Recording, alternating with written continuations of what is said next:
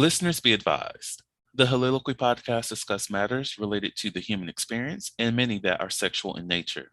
Due to this, some conversations may surround triggering topics such as sexual violence, self harm, abuse, and much more.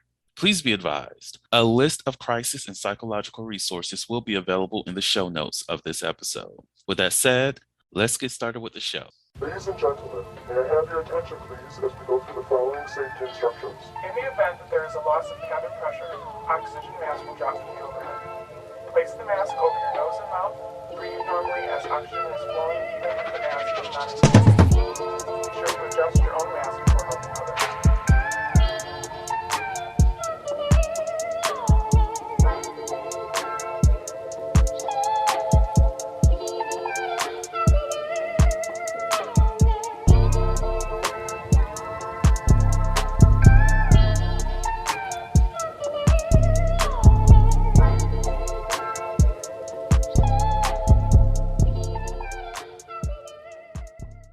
Hello, everyone. Welcome to the Soliloquy podcast, where we step out and speak on sexuality. This is your favorite host, Vernon T. Scott, also known as Slaytor Jackson, and for you freaky motherfuckers out there, Sebastian Adams. On today's episode, I am blessed to have the beautiful Lori with me as we discuss labels. Lori, how are you doing? I'm doing well, thanks. Thanks for having me again. Oh, Love to hit on here. It's a pleasure to have you with us because you're a beautiful spirit. You just give good advice, and it's been very great and encouraging conversation. So look, the pleasure's all mine. You're honoring this platform, so I love it. So sweet. Thank you. So, I know we talked about it. Well, this episode in itself is like going to be out later this year. I think we're looking at August, I think, or might be September. I'm fortunate enough to be in a space right now that most of season two is already done. And I feel great about that. I just don't need to Congrats. organize. Thank you. Like, I remember around this time last year stressing myself out so much trying to get everything out and make sure I can get things like episodes to fit the aesthetic of the podcast. Yeah. And it was extremely stressful. But here, being in a space where the first episode releases next week, no, in 2 weeks, and I'm almost done. And it's like just reflecting on the year, it's just like, oh my, look what growth can do. Look what proper preparation can do. And, Look at you saying what you want and manifesting that, that's awesome. right. You struggled at first, but you got yourself into a groove. You didn't give up. Mm, And that is something to say about your character. That's great. exactly. Exactly. Like it feels good to be in this space. And I know yourself and Wes have y'all's podcast coming out soon. Well, it'll be out by the time this airs. Oh, definitely. Yeah. What's going on over there? What kind of conversations should the audience be listening out for? And they probably should be following by this point because come on, this is like your third episode of the podcast. Wes has been on this podcast. If you're not listening to her podcast, their podcast right now, what are you doing? Support. Yeah, where are you? Come join me. Like Right. conversations with Wes and other queer folk.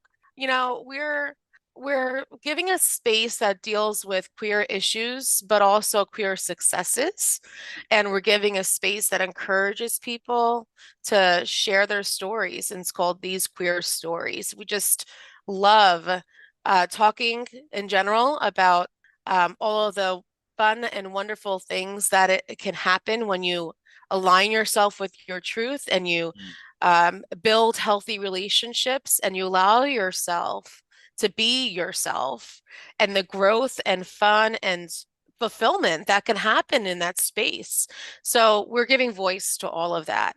We're giving voice to those who walk to the beat of their own drum, to those who just love being themselves no matter what others think, or those who desire to feel that and are looking for some place where they can hear success stories, hear advice, hear how coaching can help in that, because Wes and I are both uh, life coaches. I'm a holistic life coach, and Wes is as well. He does relationships, he does intimacy. He works with people who are in the BDSM community. And myself, I love working with parents and couples as well, but I focus a lot more on the individual who is looking to do that inner work to hear their own voice and pull that out and feel aligned with their truth. And I love helping parents with their children that are looking to for that as well, getting the parents and the kids to be aligned all together to help the child have raised their voice and be able to walk in the shoes that they want to walk in. So these Queer Stories podcast is just a reflection of that. It's a space full of us to come together and honor and celebrate the courage that it takes and the excitement that it is when you enjoy walking in your own shoes and living the life that you desire. It sounds so beautiful. If you're not Oh, listening to it, go over there and like just living in your truth. I'm so glad that you even mentioned that because there is so much beauty in that. And I really do I don't want to say pity because it's not necessarily pity. I have a deep sorrow for a lot of people who are unable to do so. And be it just because for them not being comfortable with themselves, and regardless of being on the queer spectrum or not, like even those people who may be heterosexual and still not living true to themselves, yes. uh, it just saddens me because there's so much beauty in us. Like rather than trying to fit a mold, build yourself into whatever shape that you want it to be, like wherever you want your life to be, and live free and be happy in it. And just to see so many people just refuse to do that because, like, I get that we do compare ourselves to other people on a regular basis and we do seek validation.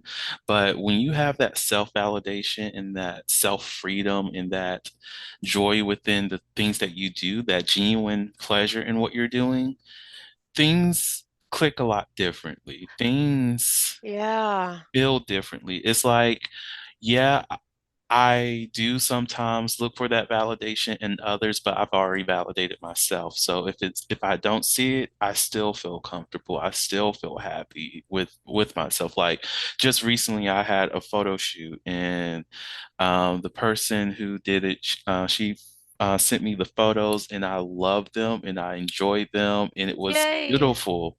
And I shared it with some of my friends, not that if they don't like it, I'm going to feel some type of way, but I'm not looking for them to enjoy it. I'm sharing a part of my experience with them for them to engage in that in a whatever way they want to. And it wasn't I noticed that I wasn't one of those situations where I wanted them to like it, that I wanted them to react to it a certain way. It was just, hey, this is something that I've done. And many of them appreciate it. But there was also some people who seen some of the clips that didn't respond to it, and I was okay with it. And I wasn't looking for that. It's just, I did the thing, right? Yeah, you were, that's neat that you brought that up. Like some people will share photos and they're watching for the like button and Mhm. they're counting the likes and they're saying to themselves, I didn't get this number of likes, I'm not worthy.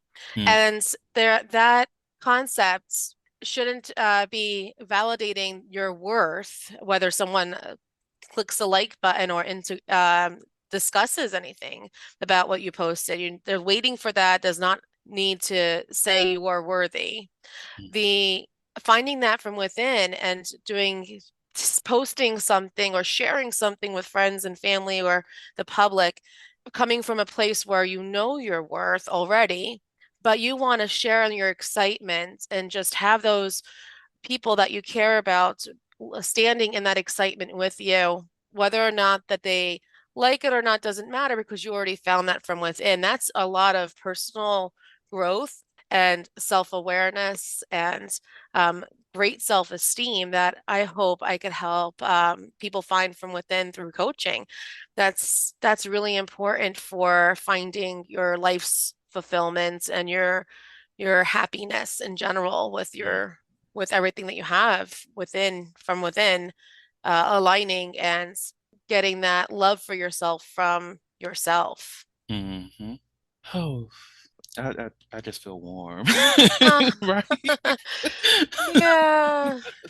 Um, well, after this beautiful moment, let's get into the nitty-gritty of this episode. We are to talk about labels. And I know one of the things we did discuss, and we didn't go in great details about it because we were just like, we'll save the majority of that for the actual episode. But it was just the discussion about the benefits and the negative aspects of having labels. And I know one of the things that I personally dislike for having labels is when we use them to box people in and be like, this is the full identity, and you must be this certain character. You must act and behave in this way according to this said label, rather than just, how, okay, this is a subsect of my life, and I'm using this to identify as, but this is not all that I am. And the benefit within that of using the labels is just like, hey, this is an aspect of me, but it's not the full me. Like, I can be black, I can be queer, I can be a dancer, artist, and all these other things. Each one of those are different types of labels that I ascribe to myself, but it doesn't make up the full me. So what benefits and negative aspects do you see in labels? To label or not to label? That is the question, right? Right. Oh, things that pop in my head and I have to say out loud. I support it. Uh, well, I remember having this discussion with one of my support groups, and this is actually a big focus for one of my group coaching events that's coming up. It'll be long gone by the time this airs, but I'll be having it in cycles. It'll be like running for every 6 months, and that's the self-identification or coming into your authentic self. And in order to do that, sure, we kind of need labels. We need to be able to have the language to be able to say, this is who I am, this is what I'm all about. But like you had said, the other uh, flip of the coin, the other side of that would be, am I only defined by this? Am I only sitting inside this label in this box and I can't ever step outside of it once I say it out loud? Or I can't ever change it once I say it out loud? Or my experience can't be anything else other than this. And that's where people start to push against using a label. They're like, well, I don't want to be defined in this little section of this big category. Um, a lot with the LGBTQ community, we have lots of language forming now for all different ways of identifying. There's got to be hundreds of words that people are using as their label. They're creating um, lots of pride items around that label to show this is me, and I want you to know this is me. I'm not on this path, and taking great pride in that and having the language for that. And that's a beautiful thing too, being able to know who you are and have a way of showing the world that you can do that when you have the language for it. But then if you're somebody who wants to flow between things and doesn't want to be defined in that way, you don't have to use a label. You don't have to say I am this. You can be more broader categoried when you describe yourself. I am someone who loves people. I am somebody who is fluid in the way I am, and to use describing words instead of category words for yourself. So I hope that people will have some compassion for themselves if they don't feel like they have the right word to describe themselves. They have to have that word to describe themselves. You don't. You really don't. You can just sit in your human experience and explain it however you want to be in that moment, and that's okay too. I mean, gender and sexuality is fluid.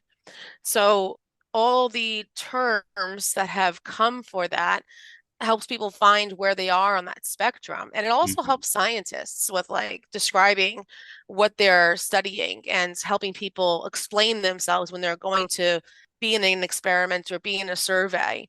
And a lot of those labels did stem from that, but they're not the end all be all of what you Mhm. are. They're a spot in that moment in time on where you are in your identity in that moment in time. And you can change how you explain that or change um, how you express that as you grow into yourself. The Holiloquy podcast focuses on the variability of sexual expression. When it comes to sexual expression, we often depend on pornography to illustrate how one must perform sexually. For those who have not learned this by now, the stuff you see in porn is not real. Pornography provides a singular perspective of sexual expression that is not often the reality we see during our own sexual encounters. The Holiloquy podcast is a conversation that takes you outside of the compressed box of what many know about sex. Some of the topics we discuss includes kinks, condom usage, status disclosure, and past sexual experiences. The Holiloquy podcast steps out on sexual norms and recognizes that the norm is not the only normal. Subscribe today and join the conversation. Are in your identity in that moment in time, and you can change how you explain that or change um, how you express that as you grow into yourself. Mm. So compassion for how you express it is, I think, really important to have for yourself because it doesn't have to be one way or another. Something that triggered in my head was some of the conversations I'm seeing in social media because there's a lot of things going on with trans rights and Mm. individuals being very anti-trans these days. And when I see these conversations of many women in particular who dislike I've seen some men, but not too many, but who dislike the term cis women. And I do get the perspective. I do understand where they're coming from in terms of don't call me a cis woman if I've been a woman that my entire life. But even within that same phrasing, I think of, but that's exactly the same thing in that terminology of cis women. And I think about how we don't take that time just to educate each other about what these things mean. Like, I understand the automatic trigger of I'm not cis. I don't get what you're saying here. Like, I'm not that. I'm a woman, that which is what I've been.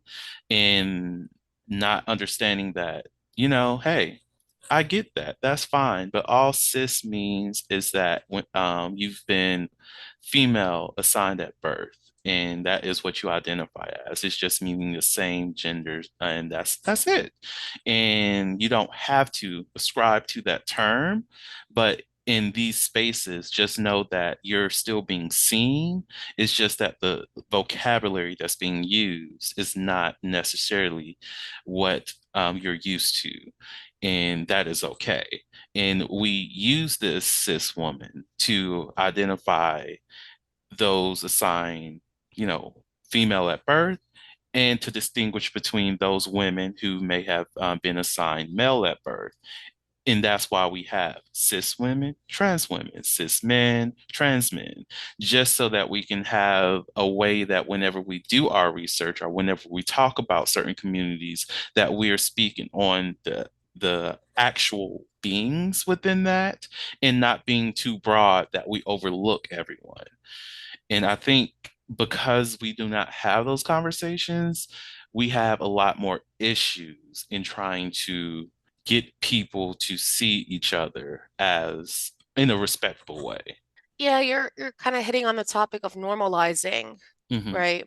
Normalizing this language, normalizing these experiences, and understanding the purposes behind them so people can have some empathy when they're walking into these spaces where there might be a variety of different types of identities that you're going to be encountering.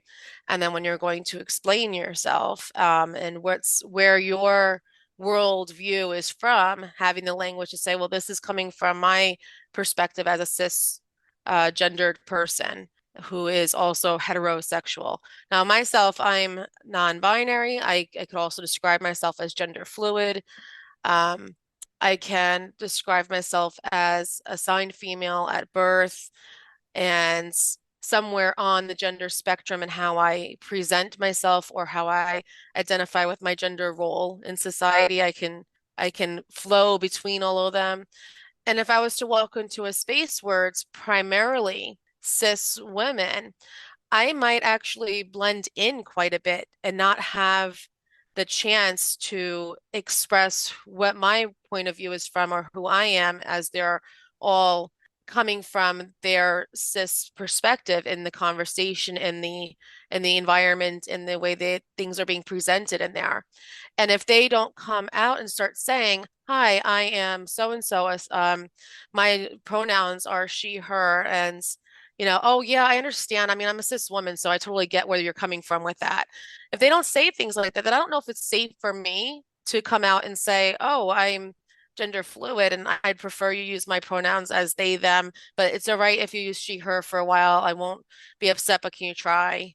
And so for me to feel safe to be able to give my perspective in that space, it's really nice when somebody else who is of the majority in that particular space starts that conversation for myself, who might not be the majority in that particular space. Mm.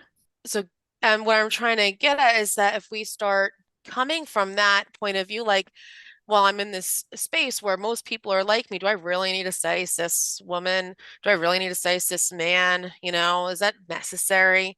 What if one of them seems that way and they're trying to be able to have that time to come out or Mhm. have that chance to be heard or seen?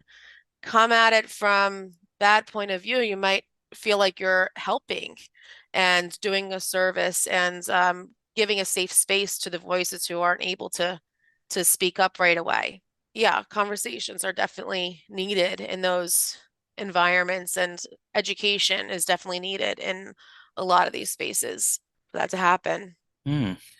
See, you opened my mind a little bit because I wasn't thinking about how that does create, like, just introducing things with like your pronouns and just a generalized way can provide and open the door for a safe space for somebody. So that's something I have to be mindful of for myself, actually, because even on a previous episode of the show, I was talking to someone about. I remember this commercial where there was this trans woman as well as this cisgender man doing an interview, and the hiring dude, he just was like, "Hello, my name is this, my pronouns this, that, and the third," and then the trans woman identified herself with her pronouns, and for me, I understood the intent of the commercial and loved that. But at the same time, I was thinking about, in a real life situation, is that something that you'll see? And Mm. also, did this person do this because this person seemed as though that they may have been trans? Because if it was somebody who did not seem as though they may be trans, will this still be something that a person will be practicing? So it was just like, is this a space where, like, because you don't know how a person will take something. So Right. if I introduce this, and introduce my pronouns, and of course they do feel safe, but in to them, is it a conversation or a self conversation of, was I just clocked Yeah. in this interview? And because I was clocked, does that mean that this is going to impact me? So it's very weird. It's very interesting how the pronoun and creation of safe space can be both a good and bad thing, depending on who you are speaking with. So That's going to be something I have to contemplate over. Well, I think that's why it's important for the people in the room to just that are in these interactions just to start creating that conversation and normalizing that's the language in that way so that we don't have these am I saying this because they look a certain way and am I going to make them feel bad by saying something that is me thinking that they're one way, but they're not. When the mindset should actually be, this is what we do to make people feel heard and welcomed and included in the conversation and to make sure that everybody's language is not going to be biased and everybody's language is going to be used in a way that is going to make people feel comfortable and make people give people a chance to have the right pronouns out of respect be used. Hmm. There's people who are not easily identifiable just from the way they're presenting themselves that can be hurt if we don't give the chance for them to speak. But aside from that, just in general, just respecting some people have their legal name on a document and they don't want to be called by the legal name. They'd rather be called by a nickname or their middle name. And you won't know until you introduce yourself. Hmm. So when you're introducing yourself, you're saying, "Hi, my name is such and such. I go by, and my pronouns are, and I really would love to know yours." And in that matter of fact, general, comfortable conversational tone, the other person can share whatever it is they want to have said and heard. Hmm. And it will be just as normal as giving your nickname out and just as normal as introducing a friend when you do it that way. Gotcha. So essentially, we just have to get over this hump first, and then it Oh, would be totally. easier. Because Yeah, it's the transitional stage. yeah, like I think about like the difference between different cultures and how we engage in introducing each other. Oh, Like, yeah. I was watching something. I need to find that show again because it's amazing. It was I just on YouTube and just found, I think I was on YouTube and just found people having conversations about being Black in Japan, and just to hear how they were speaking in English, and so I could understand a lot better. Even though the person who was doing it, he went in and out of Japanese, and I it was great. I loved it, but it was a great way to provide. Okay, I'm going too far into the YouTube video. I need to stay on topic. So, in that, they were talking about, this is me challenging my ADHD while recording live. Good job. Right.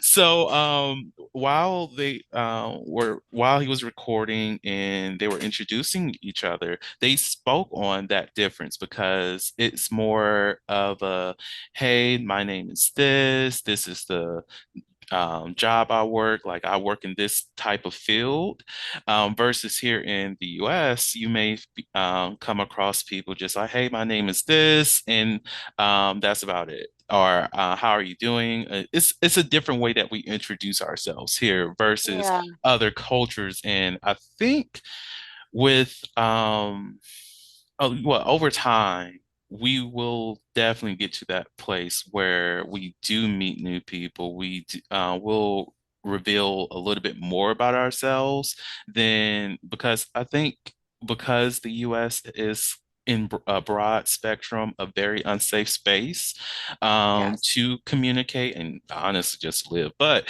it's a very unsafe hmm space to have conversations with people. You never know who you'll offend just by saying my pronouns, or if you say something that they're not ready to hear. So, because it's so unsafe, we are very individualized. So, introducing ourselves to a new person becomes, am I safe with this person? I don't have a safe space with this person. So, let's keep this as distance as possible so I can give them my name, but I'm not going any further.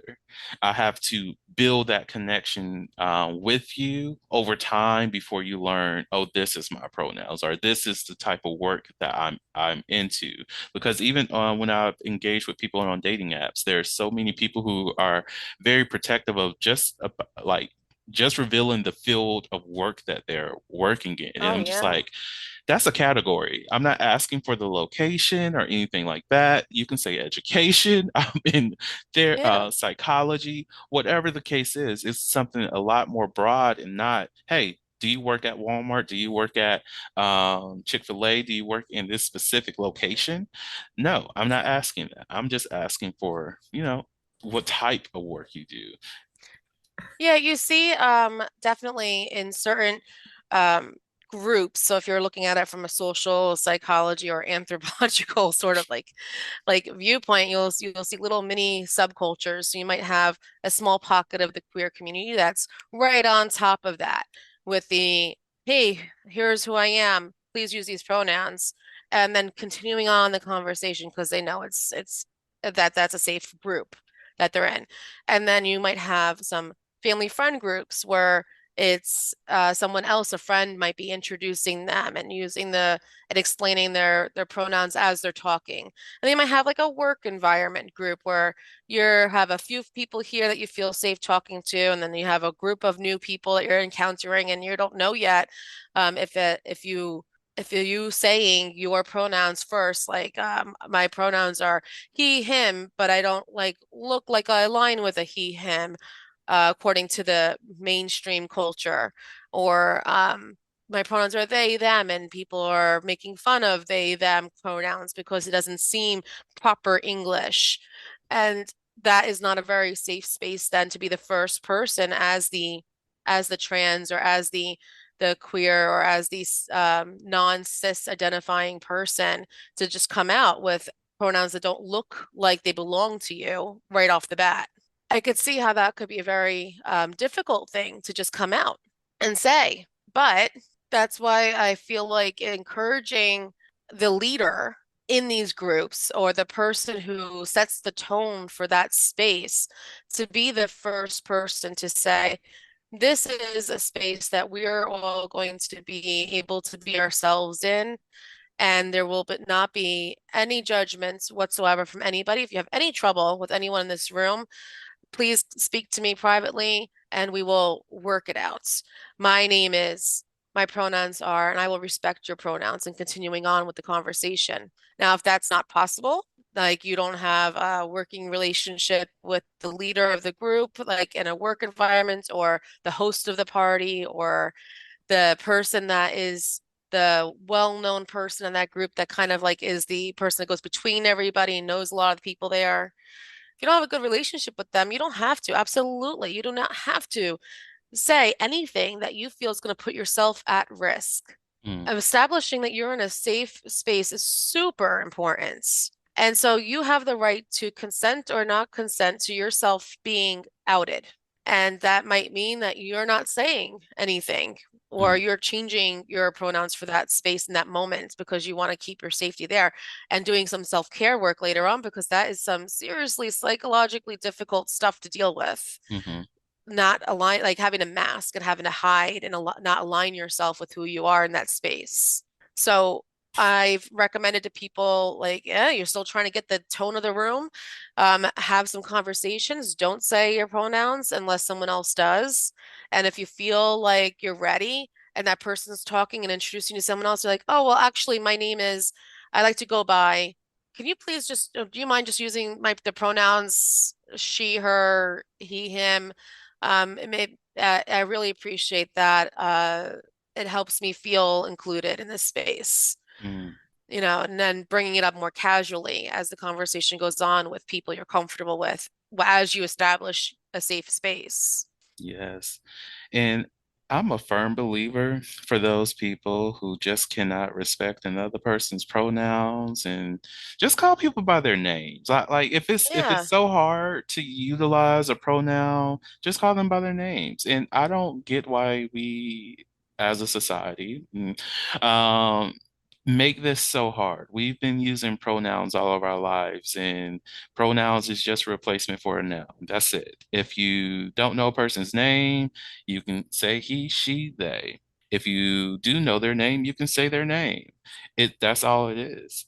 Ask them what their name is and go with it. And I know, like for myself, because of the neutral pronouns, they're hard for me to remember because there's thousands of them. I'm joking, there's like 20. But because those are hard for me, that means I can do my best to utilize Zer and whatnot, but I'll prefer to just call the person by their names because that's a little bit easier. And it's still acknowledging that they exist, and that as far as I'm concerned, as well as themselves, I'm respecting them the best way that I can respect them and hope that they feel that respect in the same way. It's yeah, in the conversation, it may add extra syllables. Most definitely, if they have multiple syllables in their name, but that's okay. I'm still acknowledging them as that person, as who they are, and I just don't get why we make it such a huge deal. I I I have trouble understanding why it's a huge deal as well. My guess is that it's really people really understand that it's not that big of a deal, but they're more worried about making the mistake and Mm, looking bad. And or they're coming from the standpoint that these trans and non-binary identities, anything that does not align with their chromosomes at birth is fa false news or something, fake news or something ridiculous like that because of ignorance. Um, I try to help people by giving them resources to practice. So there are websites that you can use to help yourself rehearse and practice various types of pronouns for the ones that are the more new age or that people are creating to help themselves stand out differently from the binary, which is what the Z's there and the ones that are similar to that are. My use of the pronouns they, them is for that reason. I don't feel comfortable being looked at in the gender role as a cis woman or even a cis man. I don't like fitting in with society's view of what a cis woman, cis man need to actually look like. And I find myself flowing so much between them that hearing they, them helps me show the world you can't see me in this box. mm, So going back to the labels, going back to identity, pronouns are part of that. They're helping people show the world that they are presenting in their mind, in their soul, and maybe in their physical expression differently, or in a certain way that they want everybody to know and to respect that. mm. So if somebody is using they, them when they're referring to me, it helps me not feel confined to a certain expectation. Does that So, make sense? oh, it makes perfect sense to me. If those who are listening, if it does not make sense to you all, reach out. But it does make plenty of sense to me because it's less what I'm getting from that is they them provides you a level of comfort that she does not. That it lets you know, lets others know as well as yourself, under you know, in receiving that I'm not in a category. I'm in a category of my own, that I am not within a certain fixed role in society, that I'm building something outside of that, that I identify and live my life in a way that does not fit that category of he, she. I just fit in something that is a little bit more individualized. And Yeah. hearing that they, them means that you see Yeah. me for myself. Yeah. And I mean, sometimes I'll have um, people that come up to me and say, sir, and that's a very gendered term on the more masculine presenting side. And sometimes that feels good because it's so opposite of how I physically present on the usual, you know? And so it makes me feel like I'm waving between boxes in that moment. But overall, if someone was to say ma'am or miss or Mr. or he or she, most of the time, I'm like, oh, they're telling me that I need to be a certain way. Mm, And I don't want them to see that. I don't want them to think that about me. I'm not a certain way. I'm non-conforming. And in the past and historically, uh, you might find a butch lesbian would be more of like how I present myself at times, or a non-conforming gendered person in the past. And in the past, their language wasn't quite starting to become as mainstream as it is. These discussions were not really there yet with gender. It was more around sexuality. And so people would say, oh, that's just a gay, Mm, instead of like, that's this person is gender non-conforming, or this person does not fit the cis woman or cis male presentation. This person's not going to be expected to be in this gender role. They're just going to be like, that's a weird gay person over there. I don't know what they're doing with their life, you know, and have these very stigmatized and very stereotyped language and conversations. And by using these new pronouns and new labels, we're pushing away from all that stigmatized language of the past. So the other side of that argument, and the reason why I'm bringing up is that some people will be like, well, we never had this before. Where is all this coming from? And I'd argue, well, actually, we did. We just didn't have the language yet for it. And we didn't have enough people in society ready to have these conversations and talk about it, um, and try and make an attempt to understand these differences, mm. The growth the that growth. we've had, and I also have to say the regression too. Yeah. But like it's I do like that we are in a space where people are able to go beyond just being the queer in the room. It's the person who we're seeing people for who they are a lot more. And I will say that will always be the greatest thing about the progression of our society. It's just we don't visually see that as often because the wrongest people are often the loudest people, Mhm. and they're the Uh-huh. ones that's getting all of the notice. Therefore, we're overseeing that. Oh, Yeah. there's so many people who actually do not ascribe to this type of behavior or this thought process, and because of that, the loudest voices make it seem as though this is the normal message of who we are and who we act or who we behave as, when that's not necessarily the case. Like, even whenever I look at some of the political shows that I watch, they mention how so many people across the board have either just don't care in the sense that I'm not bothered by your existence, or they're affirming, meaning I want to support and advocate for you. There's a larger amount of people that fit in that category than what most people would think, because the wrong identities and whatnot have that loudest voice, or the wrong perspective or the negative skewed perspective have the loudest. Yeah. The perspective that of the people who have not made the attempt to educate themselves, or have definitely the skewed thinking, Mhm.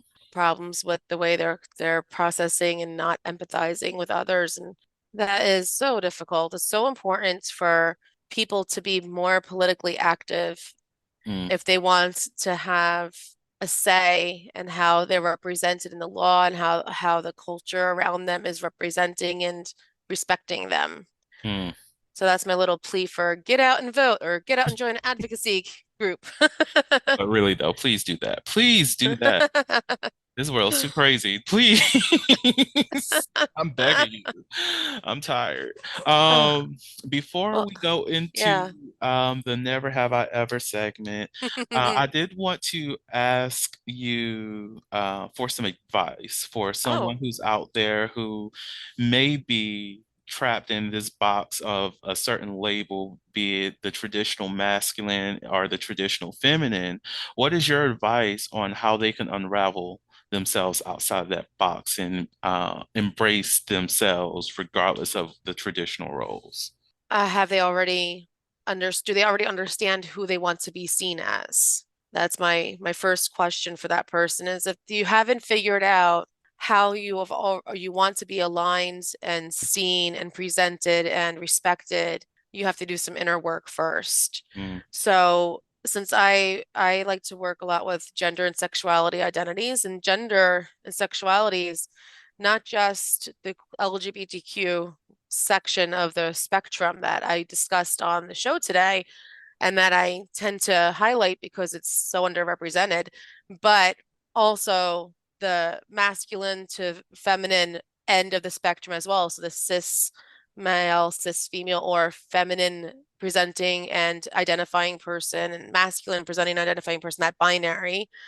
I do work with that and the toxic masculinity and toxic femininity that goes along with that. Um, so knowing first how you feel about yourself, where you want to align, how do you want people to both see, feel, understand, respect you in your gender and in your sexuality and in your identity in general. Who are you? You got a lot of inner work to do. Mhm. And there's various coaching methods that will help you reflect, help you pull out whatever is blocking you from understanding this, and kind of talking through and working through where deep down you where you are landing, how you feel about yourself, and what is holding you back from expressing that.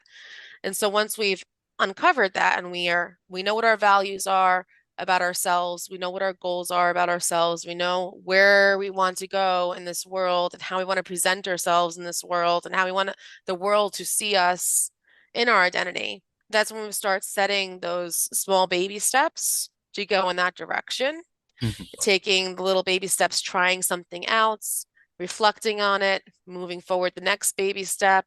Maybe you're ready for a leap, talking through it. We could be role playing, practicing the various scenarios that could come out with these aspects and kind of take that journey. There's a lot of positive psychology based methods that I use, but I'm also a holistic coach. So we'll hit on mindfulness, absolutely. We'll hit on some science-based, evidence-based methods, but we'll hit on some soul work. We'll hit on some um, experimenting, trying out various aspects of our body and mind and soul to align ourselves with whatever it is that will make us feel most fulfilled. Mm. And so you're doing the work. I'm just reflecting that and mirroring that back to you, but you, as the person in my room, are doing the work. And to top it all off, there's a lot of science behind doing this in a community. So while I can be helping you one to one, or another coach that you feel comfortable with, of course, I'm not, but I would love to work with you. Um, while I could help you one to one, you could be working with other people as well and coming back to me, and you can be working in a community because there's a lot of growth that could happen when you find people once you're aligned with who you are, and if you're still figuring that out, going and finding a group of people who are on that same journey as you really helps you escalate and push through and move forward towards that end goal that you have. So I have group coaching, I have support groups. I recommend that you go out and find some of that near you in person if it's possible. And the one-to-one deep dive that I do, those methods combined can really push you forward towards being your best self and presenting and feeling that you're walking in your truth through life, reaching your happiness. Mm. And you said what needed to be said. So, for any person who needs that assistance, definitely reach out to Lori. Lori is a wealth of knowledge. They're Mm. amazing at what they do. If you need someone a little bit more local, definitely do that too. It is find your path to feeling fulfilled and feeling value within yourself. One of the things that I look for, because I've been a fan of Star Wars for like some time, And I always think about the different characters, different skin tones, different colors, different ways that they dress, how the alien look, I guess. I would love for Star Wars to be our reality. That I walk outside and I see someone who is into body painting and they just decided to wear whatever clothing they want to wear, but their skin is painted gold or their skin is painted green, blue, or whatever hue within the rainbow. And we're just all seeing that and just see it as being normal and embracing that. Like, okay, blue skin, you looking gorgeous today. I love what you're doing. And just be happy and continue our lives. Now, this is not like we all know that this does not mean that everything's going to be sunshine and rainbows, of course, because life is life. We'll all still be dealing with our own um, struggles, our own traumas, and whatnot. But at least when we go out in public or whenever we come home, we feel validated or we feel respected and we feel that outside of these walls, I'm not going to be discriminated against just because I'm a little bit different. The things that I'm facing in my life is because of a stress at work, hardship, or anything like that, and not because of what you look like. And that will be the world that we all deserve and need. It's beautiful, truly beautiful. Yeah. There's something very sexy about a confident person that's just living their best life and not letting anyone else bother them. And I wish that for everybody. Tell them, because oh my God, Right? walking your confidence is a beautiful thing. It is. It is. It really is. Well, on that note, let's get into a little bit of Never Have I Ever. You ready? Fun times, always with you, Vernon. So, never have I ever had a sexual fantasy about an animated character. I definitely have. Now I need to know. So fun. See, I've had a few, and this is why, like, anime in itself will just have you going all kinds of places in your head. But I remember being a lot younger. I was on the computer, and the computer forever pulls up porn somehow. I don't know how that The happened. magic machine. It's a magic machine. How did this get here? And there was this clip of I think it was Goku, some other character in Vegeta, all doing like some threesome, and I was like, this is intriguing, and I like this. You know, I don't go seeking it out, but every now and then something will pop up like that. I'd be like, that's hot. Look, That is hot. It's always the women. So it's always a very voluptuous woman of some kind. And some those conventions, I haven't gone to one, but there were pictures that were coming up for some people that I know that did go, and then you could see in the backgrounds everybody that's there. And mhm, somebody dressed up all hot in those skimpy little outfits that those anime girls wear was just so freaking hot. yeah, So hot. love it. Absolutely. It's fantasy world. It is That's the whole point of it. It's just it's a fantasy. And embrace your fantasies. Let your sexuality go in those directions. It's healthy, it's fun. And if that gets you excited and you can help bring that energy to your lovers in person, how awesome is that? exactly. And I think I don't know, like I definitely need to like go to a conference, like an anime conference, because I would just be like so amazed for that reason. And Yeah. there was this, so I attended a SAR, and they were showing us media related to sexuality, sexual expression, all these other things. And there was this video, and I was never jealous of a 3D animation until that day.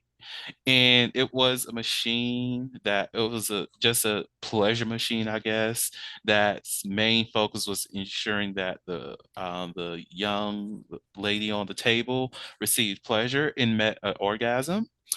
And it looked so much fun, and I was like, I would love to be on that damn table, but at the same time, that AI was on some other shit because I was I am so intrigued. I want to explore that too.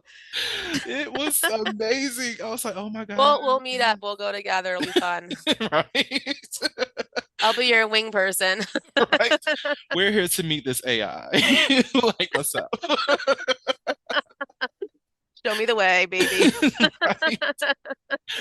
You ready for another one? Absolutely. Never have I ever had my nipples or genitals pierced. No, I have not had them pierced. I've Skin. had my belly button pierced, my ears are pierced, but I I just I very rarely actually wear earrings. And when I do, it's Mhm. like the fun tassel stuff. And I don't know, it's just like I like nipple play, I like clip play. Like there's lots of fun things that you can do with that stuff, but I was worried that I would lose sensation because there's like that small percentage of people that can lose like their sensation that I was just like, no. I just moved on. Just moved on. That's real. Like, I do not have any piercings. Now, I thought about it. I don't think I will ever go through with it because one, like for nipples, I already have very sensitive nipples, and I'm just like, I know it's going to hurt for some time, and I Mm, know I'll get my feeling back more than likely, but it's just that pain part of it. I don't want to yeah. deal with it. I don't want to have to walk around knowing that there's a shirt on my nipples and then there's a piercing there, and both of these Hmm. things are hitting each other right now, and I'm just like internally like, ouch, ouch, ouch. But other people looking at me like, you look very uncomfortable because I am. But I cannot tell you because it will be seen as unprofessional to let you know that I just recently got my fucking nipples pierced and I'm just leave me alone right now, okay? That's why I'm agitated. Shut Like up. I'm always very sensitive to begin with, and there are days where like clothing just will like rub against me and turn me on. So I don't need any extra help with that.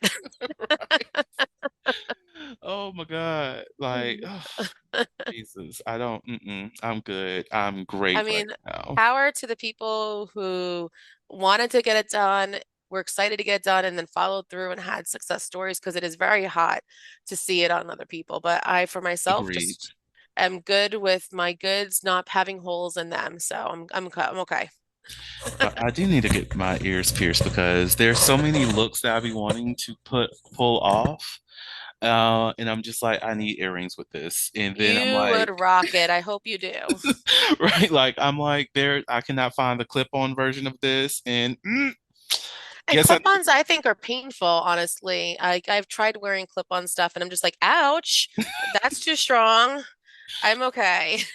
like my only thing is like with because the ones I see online are beautiful, but I also in the back of my head like, what kind of metal are they using? Because I do not want Yeah. to break out. Yeah. Yeah. That makes But sense. outside of that, I'm just like very open to doing it. So I need to do that soon so I can Do it. like start Do it pulling and send some me looks together. pictures. I got you. I want pictures. I definitely got you. Yes. On that note, do you have any last words that you would like to share with the audience before I end everything? Oh, be brave. Be brave, be courageous, take those first steps in whatever you've been contemplating and seek help if you are overwhelmed. Seek a therapist if you're feeling you're depressed and you're feeling unsafe or in an unsafe situation. And seek a life coach if you're ready to move forward and you're going to work on things in the present, uncovering blocks that you have and dealing with your world moving forward to achieving fulfillment.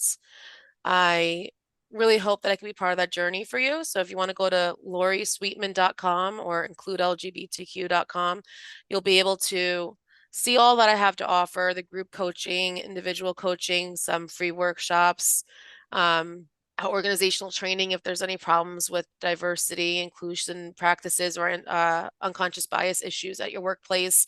I can train and help people create a safe space for you there as well. There's a lot to be offered out there. So don't let anything stop you. You are worthy and you are allowed to live the life you want to live. Take those steps that you need and seek us. Vernon's amazing. I'm amazing. Got a big team of amazing people here. Come say hi, reach out. Facts. On that note, Lori, thank you so much for coming on to the podcast. I love you so dearly. Oh, I love you too. To the audience out there, thank you all so much for listening to the Holiloquy podcast, where we step out and speak on sexuality. And just in case no one else told you this today, you are beautiful, you are worthy of happiness and joy, you are enough and then some. You may not live up to the expectations of others, but that is okay. You are only required to walk in your own shoes. May each day you live lead you towards abundance. With that said, love you all and see you next episode. Bye. Bye, y'all. Thank you for listening to the Holiloquy podcast, where we step out and speak on sexuality. You can subscribe to the podcast through your favorite podcasting app and find us on the web at www.holiloquy.com.